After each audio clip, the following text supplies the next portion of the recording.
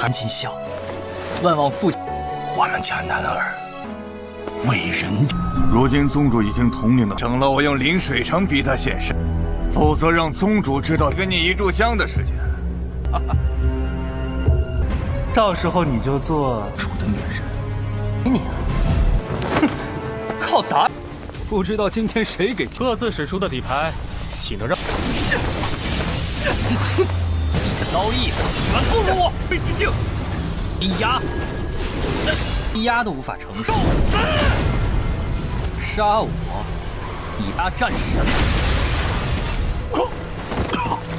Halo semuanya, selamat datang di Ruang Sinema. Bagaimana kabar kalian semua? Semoga selalu sehat dan baik-baik saja. Sesuai jadwal, jadi pada hari ini kita akan kembali melanjutkan series Donghua Fearless Battle Spirit episode terbaru, yang mana ini adalah episode yang ke-65. Bagi yang mau bergabung dan series ini, kita sudah sediakan playlistnya. Jadi kalian bisa dengan mudah mencari di mana episode awal dari series ini. Sebelum kita mulai episode terbarunya, kita akan melihat dulu apa saja yang telah terjadi pada episode sebelumnya. Tepatnya pada episode 64. Kemarin Sinan telah diberikan 2 teknik oleh Tetua Shan, karena ia yakin kalau Sinan akan melakukan penyerangan terhadap sekte Xuanling. Jadi untuk berjaga-jaga, ia meminta Sinan menguasai 2 teknik ini terlebih dahulu. Sinan paham, jadi sebelum melakukan penyerangan, ia akan melakukan latihan terlebih dahulu. Sebab Sinan hanya memiliki waktu setengah bulan saja demi bisa mencegah pernikahan Ouyang Jun dan Xiao Qiansu. Pelatihan yang Sinan lakukan berjalan cukup lancar. Bahkan ia sudah berhasil membentuk armor emas Liang dan iblis pencuri hati. Perkembangan Sinan telah membuat Rong Bezong terkesan. Sedangkan di sekte Xuanling, Ouyang Ba telah bertemu dan 4 sekte besar lainnya, yang mana dirinya telah merencanakan sesuatu. Tentu ide gilanya ini membuat 4 sekte besar terkejut dan akan ikut bersama dengan rencananya. Nah, sekarang kita akan melanjutkan episode terbarunya. Saat ini Miao Miao dan juga Rong Bezong tengah menunggu Xingnan yang sedang berkultivasi. Secara perlahan namun pasti, Xingnan tak berhasil mengubah tekanan kekuatan itu menjadi bola air mata. Ia penasaran apakah ini merupakan tanda komitmen yang dimaksud oleh Tetua Shan. Xingnan hanya setengah langkah dari ranah Martial King.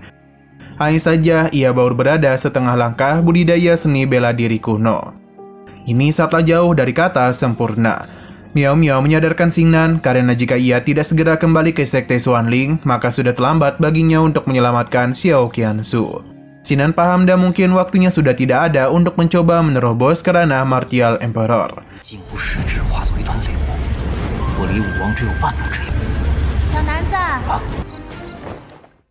Sino berpindah ke kediaman dari Xingtian, yang mana Xingnan ingin berpamitan dengan ayahnya. Xingtian pun mempersilakan putranya untuk masuk, yang mana ia tahu pasti Xingnan ingin mengatakan sesuatu kepadanya. Alasan mengapa Xingtian bisa tahu ada Xingnan di depan pintunya adalah karena firasat dari orang tua.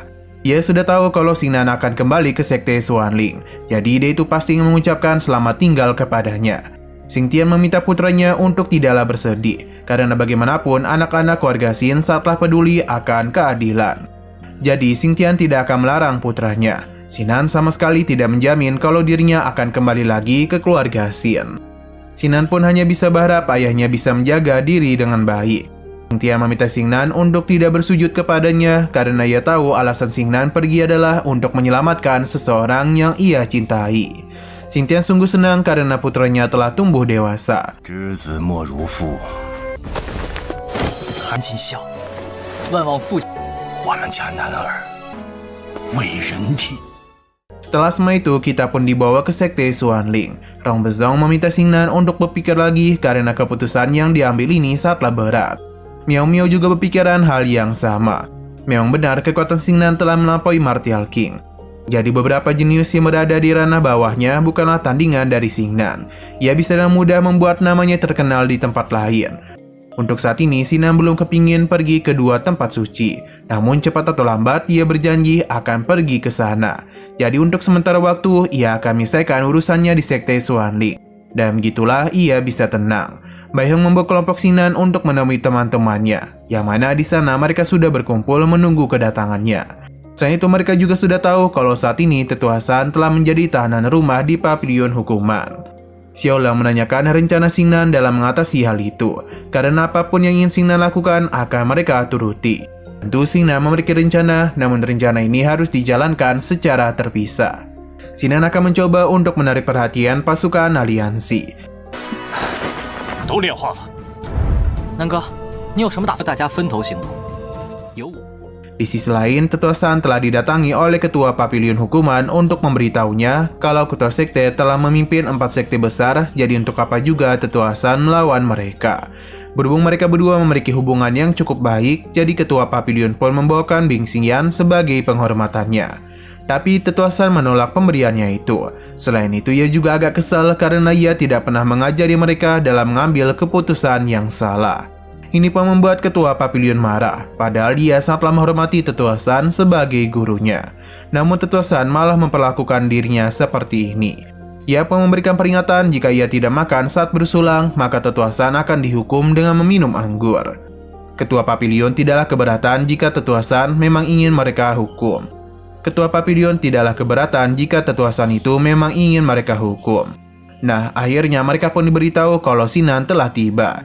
Inilah yang diinginkan oleh Ketua Papiliun, karena bagaimanapun Master Sektenya sudah menunggu kedatangan dari Xingnan. Mereka pikir Xingnan akan berusaha bersembunyi di sebuah gunung. Rencana ini sudah mereka siapkan untuk memancing Xingnan keluar. Ketua Papiliun akan memberikan waktu kepada gurunya untuk segera memberitahu di mana Huang Jing berada. Jika Tetua Shan tidak mau memberitahunya, maka Ketua Sekte akan menghancurkan Xingnan. Ia tidak akan bisa menjamin apakah Xingnan bisa selamat atau tidak dalam penyerangan kali ini. Namun yang pasti, keselamatan Xingnan ada pada tangan Tetua Shan.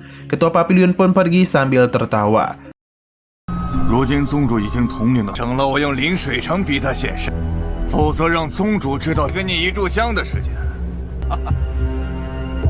你可要好好想清。 Xino berpindah ke depan aula sekte Xuanling, yang mana Xingnan telah datang ke istana kehidupan kematian. Kedatangannya tentu tidak diduga oleh antek-antek Ouyang Jun, karena mereka berpikir Xingnan akan bersembunyi di rumahnya. Orang-orang yang mendukung Ouyang Jun semuanya tengah berkumpul di situ, dan mereka juga adalah orang-orang yang tidak menyukai Xingnan. Dan ia yang hanya sendirian membuat mereka yakin kalau Xingnan akan meninggoy di sini. Xingnan tentu datang kemari karena bagaimanapun mereka telah mengirimkan undangan pernikahan. Jadi sudah sewajarnya ia datang menghadiri hal itu.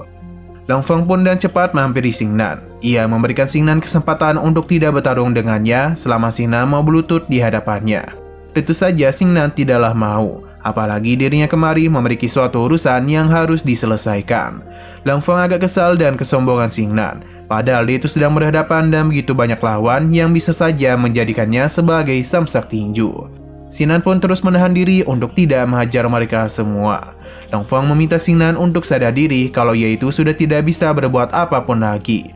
Karena Xiao Qiansu telah menjadi milik Ouyang Jun.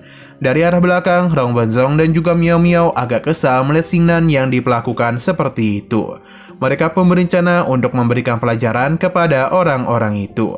Long Feng pun agak takut dan menganggap Xingnan sebagai seorang pengecut, karena hanya mengandalkan kekuatan orang lain saja. 到时候你就做主的女人，给你啊！哼，靠打手掌。 Xingnan menahan Rong Benzong karena untuk mengatasi para keronco ini dia saja sudah cukup. Terlebih lagi ia dan Long Feng sudah saling berjanji untuk bertarung di istana kehidupan dan kematian. Berhubung ia sudah berhasil memancing amarahnya, jadi Xingnan akan menunjukkan teknik barunya dan akan menjadikan Long Feng sebagai anjing pesuruhnya. Long Feng cukup kesal dan apa yang Xingnan katakan. Ia yang memiliki harga diri tinggi berjanji akan membawa Xingnan untuk melihat pesta pernikahan yang akan diselenggarakan. Berhubung Xingnan tidak mau diajak bekerjasama, maka mereka akan memberitahukan semua ini kepada Ouyang Jun. Di sisi lain, Ouyang Jun diberitahu kalau pakaian Xiao Qiansu telah diganti. Alhasil, Ouyang Jun dalam keadaan mabuk pun segera mendekati calon istrinya itu. Karena ia benar-benar senang sebab pada hari ini adalah hari di mana mereka berdua akan menikah. Xiao Qiansu mencoba untuk menghentikan tindakannya, yang mana hal tersebut malah membuat Ouyang Jun marah.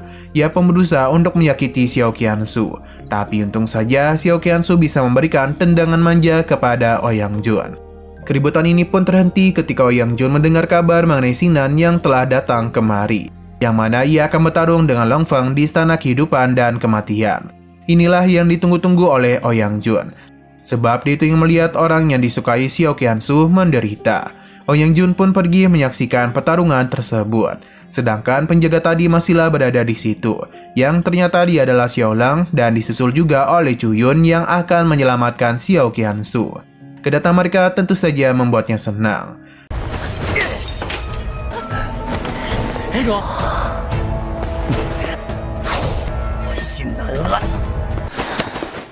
Di sisi lain terlihat kalau saat ini teman-teman Xingnan tengah berkumpul di suatu tempat. Hanya saja Huang Long penasaran mengapa mereka masih berada di sini. Padahal setengah dari murid sekte telah pergi ke istana kehidupan dan kematian. Huang Long penasaran apakah ia ketinggalan sebuah berita besar. Mereka pun memberitahu kalau rumor mengatakan Xingnan kembali dan membawa begitu banyak harta karun di pegunungan Longhu. Bahkan ini lebih banyak dari apa yang ada di gudang sekte mereka. Hanya saja Huang Long penasaran apakah itu benar atau tidak. Sepertinya mereka ini sengaja membuat keributan besar di depan pavilion hukuman untuk memancing para penjaga keluar. Mereka pun memberitahu kalau Yang Jun akan membagikan harta yang dibawa oleh Xingnan kepada siapapun yang ada di sana. Jadi lebih baik mereka pergi ke pertarungan tersebut. Hal ini berhasil menarik perhatian dari para penjaga yang ada di pavilion hukuman. Hanya saja mereka tidak bisa pergi dulu karena harus menjaga tetuasan. Namun mereka mencoba untuk tidak terlalu mempedulikannya. Apalagi larangan ini dibuat langsung oleh ketua pavilion. Jadi tidak kemungkinan ada yang bisa menghancurkannya. Alhasil dua penjaga ini pun pergi karena tertarik untuk melihat harta apa yang ada di sana.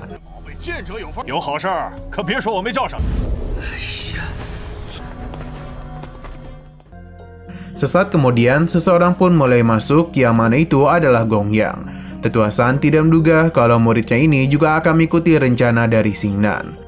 Tujuan Gong Yang kemari adalah memberikan gambar tersembunyi dari sutra pembunuh kaisar dan juga beberapa pil kepadanya. Rencana yang sedang Xingnan lakukan ini sangatlah membutuhkan kerjasama dari Tetua San. Xiao berpindah lagi ke sebuah tempat yang mana sepertinya itu adalah aula depan dari istana kehidupan dan kematian. Mereka pun diminta untuk memperkenalkan diri siapa saja yang akan bertanding di hadapan istana kehidupan dan kematian. Xingnan pun memperkenalkan dirinya, begitu pula dengan Long Fang. Ada begitu banyak orang yang ingin menyaksikan pertarungan tersebut. Nah, jika mereka bertarung di hadapan istana kehidupan dan kematian, maka seharusnya mereka juga sudah tahu kalau pertarungan akan terus berlangsung, sampai salah satu dari mereka menyerah ataupun meninggoy.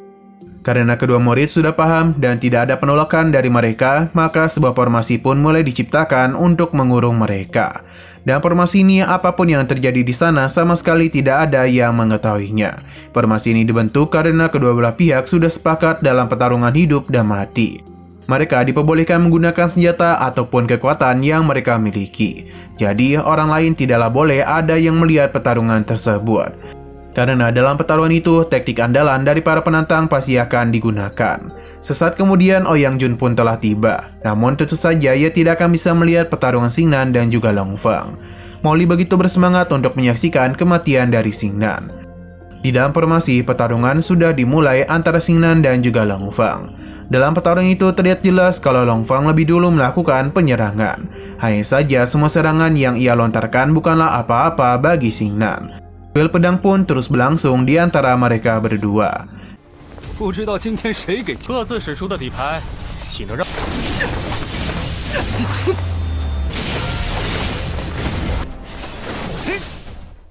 Bisa dikatakan kalau pertarungan ini cukup seimbang. Sampai akhirnya Long Fang pun mulai menggunakan teknik pedangnya, yakni pedang dari segala arah. Untuk Xingnan sendiri hanya santuy-santuy saja. Di sisi lain, tepatnya di pavilion sekte Xuanling, terlihat kalau ketua pavilion hukuman memberikan selamat kepada ketuanya. Karena bagaimanapun, Tetua San sudah menyerah dan memberikan mereka petunjuk. Ouyang Ba menjadi begitu senang dan akhirnya tahu kalau ini adalah tanah leluhur sekte tersebut yang berasal dari Gunung Kunwu. Rumor mengatakan kalau leluhur mereka pergi bersama dengan seorang wanita. Master Sekte tidak ingin membahas apa yang terjadi selanjutnya. Ia pun meminta ketua pavilion hukuman untuk menghibur 3 Master Sekte, karena ia berencana untuk pergi ke tempat yang dimaksud oleh gulungan tersebut, agar bisa mengambil kitab suci pembunuh kaisar. Ketua pavilion hukuman diminta untuk memimpin sementara waktu.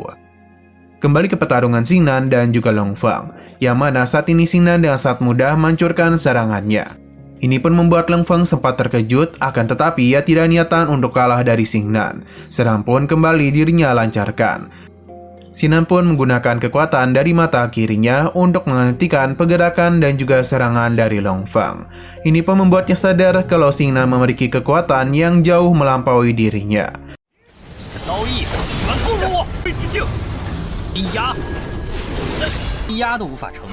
Xingnan sungguh kecewa karena Long Feng tidaklah sehebat dengan bacotannya. Xingnan pun membiarkannya jatuh begitu saja. Untuk Long Feng sendiri tidaklah terima dan penghinaan yang Xingnan berikan kepadanya. Ia pun mulai mengeluarkan martial soul-nya, yang mana ia berjanji kalau pada hari ini Xingnan akan mati di tangannya. Namun Xingnan tetap tidak takut dengan apa yang ia katakan.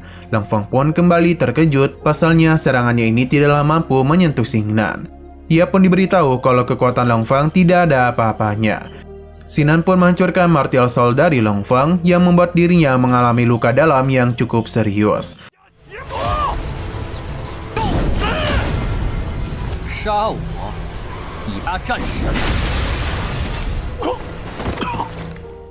Kali ini Xingnan akan menunjukkan betapa mudahnya ia menghabisi Long Feng. Melihat apa yang terjadi, Long Feng pun mencoba memohon ampunan kepada Xingnan karena ia tidak mau dihabisi. Xingnan mengabulkan semua itu asalkan Long Feng mau berlutut di depannya. Tanpa banyak bicara, Long Feng langsung saja memohon ampunan kepadanya. Namun Xingnan niat betul kalau Long Feng ini begitu licik dan juga kejam. Terlebih lagi ia merupakan bawahan langsung dari Ouyang Jun yang begitu sombong. Bahkan ia itu begitu percaya diri, tidak ada yang bisa menghentikan dirinya untuk menghabisi siapapun yang ada di sekte ini. Alhasil Xingnan pun menjadi cukup marah kepada Long Feng, karena pasti sudah banyak murid yang telah mereka habisi tanpa alasan yang jelas. Jadi membiarkan Long Feng hidup bukanlah hal yang bagus. Pada akhirnya Xingnan pun menghabisi Long Feng. Formasi penghalang pun terbuka agar semua orang bisa melihat kalau Long Feng telah mati di tangan Xingnan.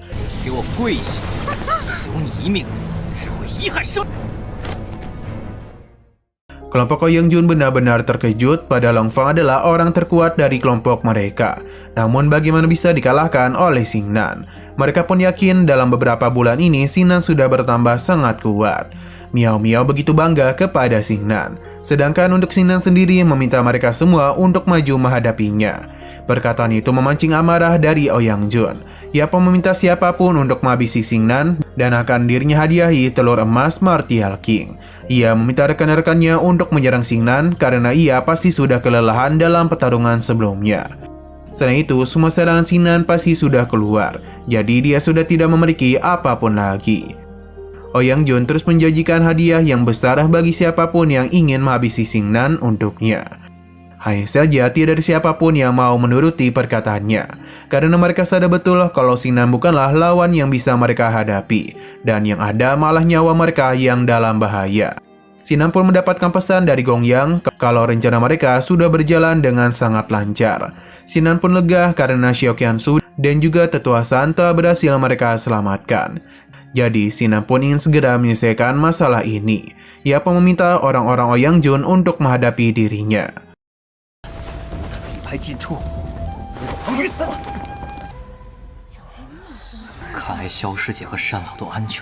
Nah, sayang sekali lagi seru-serunya, episodenya pun harus bersambung dulu. Oke, sekian dulu pada video kali ini. Untuk video selanjutnya akan segera hadir. Jadi bagi kalian yang mengikuti series ini, langsung saja klik subscribe dan aktifkan loncengnya. Terima kasih yang sudah menonton video sampai habis. Jika kalian suka pada video ini, klik like dan share ke teman-teman kalian tentang channel ini. Dan ditunggu aja kelanjutannya. Oke, sampai jumpa di video selanjutnya.